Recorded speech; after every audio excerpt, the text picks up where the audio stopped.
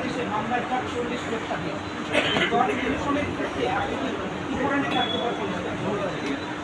প্রথমে বলবো আপনি বোধহয় প্রেস ক্লাবের সভাপতি, আপনি একজন সমাজ অত্যন্ত গুরুত্বপূর্ণ মানুষ। আপনার পাশের বাড়ির মানুষকে অহেতুক কোনো বিষয় যখন মামলা করতে যায় আপনি কি উদ্যোগ নেন? আপনি কি বলেন বাবা যেও না আসামি পিটিয়ে দিই? আপনারও দায়িত্ব। প্রত্যেকটা সাংবাদিক বন্ধুরে তিনি সমাজের চিত্র তুলে ধরেন। আসলে আমরা যাতে খুব লিটিজিয়াস না হয়ে যায়, বিচার প্রবণ না হয়ে যায়, খালি কিছু হলেই পড়ে চলে যায়, এটা যদি বন্ধ করতে পারে তাহলে মামলা জট কমবে কিছু। আর আমরা আমাদের মতো করে চেষ্টা করছি যে একই রকম মামলার যেগুলো সেগুলোকে একত্রিত করে তাড়াতাড়ি শেষ করার চেষ্টা করছি। এই মামলাগুলোর মধ্যে একটা বিরাট অংশ কিন্তু আপনারা জানেন এখনো ইনভেস্টিগেশন পর্যায়ে আছে। এগুলো ইনভেস্টিগেশন পর্যায়ে আছে, এগুলো এসপি সাহেবের নিয়ন্ত্রণে এখানে স্থানীয়ভাবে। সেগুলি ইনভেস্টিগেশন শেষ না হওয়া পর্যন্ত এগুলো কিন্তু মামলা করা যাবে না। আমাদের আইনের ভাষায় এটা প্রসিডিংস না, প্রসিডিংস যদি না হয়ে থাকে এই হিসাবটা আমাদের ধারে আসছে, এটা ঠিক। কিন্তু তারপরও এই মামলাগুলো শেষ করার জন্য আমরা চেষ্টা করছি।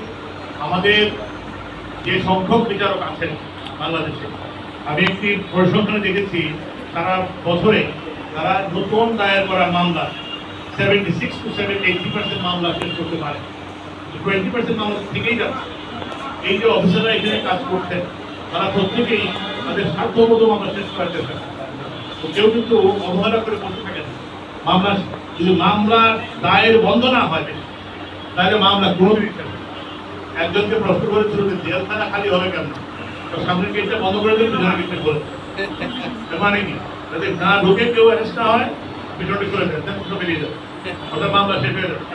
আপনি যদি মামলা দায়ের প্রবণতাটা কমাতে পারেন। সাধারণ আমাদের দেশে একটা সমস্যা হলো যে সাধারণ তুচ্ছ ঘটনায় মামলা, তো এই জন্যই আপনি প্রেসক্লাবের সভাপতি সাহেব আপনার মাধ্যমে আমি সমস্ত সাংবাদিক বন্ধু যারা নাকি সমাজ নিয়ে চিন্তা করেন বলবো যে আপনারাও মানুষকে উদ্বুদ্ধ করবেন তারা যেন তুচ্ছ ঘটনায় কোর্টে না আসে। সামাজিক বিচারের মধ্য দিয়ে আগের দিনে আমাদের সালিশ হতো না, এখনও তো সালিশ আছে। আপনারা সেই উদ্যোগটা আপনি নিতে পারেন। আমি প্রেসক্লাবের সভাপতি হিসেবে বলছি, আপনিও উদ্যোগ নিতে পারেন। অ্যাওয়ারনেস প্রোগ্রাম যাতে মানুষ তুচ্ছ ঘটনা নিয়ে মামলা না করে, তাতে মামলার ফলে বিভাগ হবে। কিন্তু মামলা করবেন না, কোর্টের তো দর্শকের দায়িত্ব ওঠে না। দর্শকের দায়িত্ব হচ্ছে মামলা যখন হয়ে গেছে তখন তার নিষ্পত্তি করবে। যে কোনো অ্যাপ্লিকেশন, যে কোনো পিটিশন নিয়ে দর্শকের সামনে আসবে, তাহলে আমার বিরুদ্ধে দর্শকের সামনে আসবে, ওদের নিষ্পত্তি করতে হয়। এটা করতে গেলে তো চলতেই থাকে এরকম মামলা ফাইলিং যদি চলতেই থাকে, এর নিষ্পত্তি আপনি করবে পারবেন। আজকে বিচারক সংখ্যা 2000 সারা বাংলাদেশে, এটা যদি ওভারনাইট আপনি যদি 5,000 করে দিতে পারেন তাহলে মামলা জট করবে না। এটা সম্ভব না, রাষ্ট্র এটা পারে না এতটাকে। প্রতি বছর আমাদের 100 জন বিচারক আমরা নিয়োগ করি, 100 জন বিচারক নিয়োগ করে প্রতি বছর। এইটা 200 জনই আমরা করতে পারছি। ও বিচারক মানে কি একেবারে প্রথম স্টেজের বিচারক, একেবারে এখানে অ্যাসিস্ট্যান্ট জাজ বা একটা জুডিশিয়াল ম্যাজিস্ট্রেট সেই পর্যায়ের বিচারক নিয়োগ হয়। যাকে মামলা তার ট্রেনিং লাগে, তাকে লক্ষ্য করে তুলতে হয়, সময়।